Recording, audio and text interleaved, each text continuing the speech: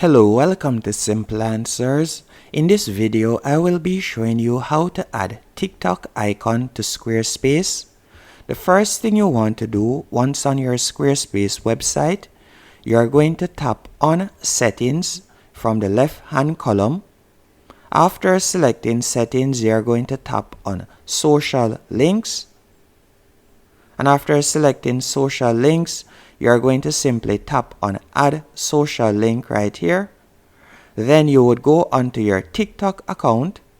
And once on your TikTok account, you are going to copy from your username.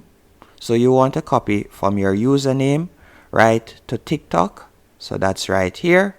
And you would simply copy this section. And after you have copied this section, you're going to go back into Squarespace and you're going to simply paste the link right here.